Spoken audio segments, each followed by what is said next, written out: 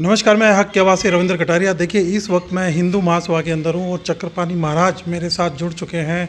रविंद्र जी, देखिए जो आपने प्रश्न किया है, निश्चित रूप से यह बहुत ही चिंतनीय है। आज़ादी के बाद से ही कहीं न कहीं हिंदुओं के साथ भेदभाव हुआ है और हमेशा से आप देखो 14 अगस्त 1947 को एक लियाकत अली जिन्ना की वजह से देश का विभाजन हो गया।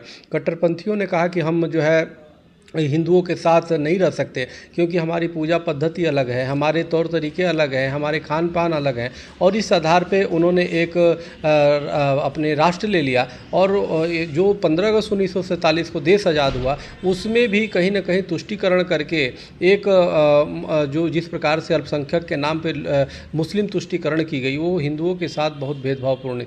आज उसी का परिणाम था। नहीं तो इस बात को तो गांधी जी ने भी स्वीकार किया कि अगर पाकिस्तान मुस्लिम राष्ट्र हो गया तो भारत को भी हिंदू राष्ट्र होना चाहिए और तमाम उस समय आवाज़ उठी। हमारे महापुरुष वीर सावरकर जी का मांग था, द्विराष्ट्र सिद्धांत ही था कि एक वो पाकिस्तान बन जाएगा तो ये हिंदू राष्ट्र बन जाएगा। लेकिन कहीं ना कहीं उस समय के कांग्रेस के नेताओं ने अन्याय किया। जो आपने प्रश्न किया कि कांग्रेस ने क्या भेदभाव किया हिंदुओं के साथ, बिल्कुल भेदभाव किया है और उसी का परिणाम है कि आज हिंदू भुगत रहा है। आप देखो ना, राम मंदिर के लिए सैकड़ों वर्षों के संघर्ष हुआ। चूँकि मैं उसमें खुद एक पक्षकार था, मेरा अपील नंबर 2636 था और एक लंबी लड़ाई के बाद हिंदुओं ने अपनी लाखों कुर्बानियों के बाद आज राम मंदिर के पक्ष में निर्णय आया। और आने के बाद भी एक मौलाना ये कहता है कि एक दिन समय आएगा कि इसको तोड़ के फिर मस्जिद बना देंगे।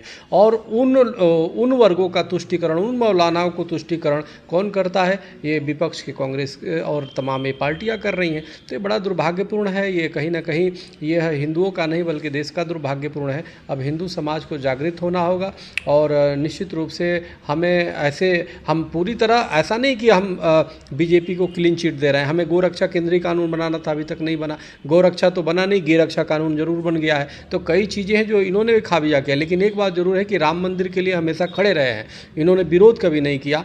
राम मंदिर के तो पक्षकारों ने लड़ाई लड़ी। तो मेरा ये स्पष्ट मानना है कि धीरे धीरे आते आते एक समय अब ऐसे आ गया कि हिंदू जागृत हो चुके हैं। इसीलिए अभी 16 तारीख को दिल्ली में एक बहुत बड़ा धर्म संसद हो रहा है और उसमें यह मांग की गई है कि किस तरह से जो है हम जो है हिंदुओं की रक्षा हेतु सनातन बोर्ड की स्थापना की। बताइए, एक देश पाकिस्तान बन गया तो दूसरे हिंदू राष्ट्र नहीं बना तो कम से कम वक्फ बोर्ड तो नहीं बनाते। वक्फ बोर्ड बना करके उसको भस्मासुर बना दिया, उसको इतना अधिकार दे दिया कि वो किसी की ज़मीन पर कब्जा कर सकता है। यानी अधिवक्ता भी उसका है, कब्जेदार भी वो है और जज भी उसके हैं। यानी कि हिंदू कुछ कर नहीं सकता। आज देश के तीसरे नंबर पर उसके स्थान है रेलवे के बाद प्रॉपर्टी के रूप में। तो ये बड़ा दुर्भाग्यपूर्ण है। कहीं ना कहीं वक्फ बोर्ड की पूरी तरह मान्यता खत्म की जानी चाहिए। बल्कि विपक्ष के जितने नेता हैं, चाहे अरविंद केजरीवाल जी हैं, उन्होंने तो वक्फ बोर्ड को विशेष रूप से अधिकार दिया। कांग्रेस ने तो उनको भस्मासुर बना ही दिया पूरा अधिकार दे करके। और तमाम विपक्षी पार्टियां जो है कहीं ना कहीं धन देने का काम की है।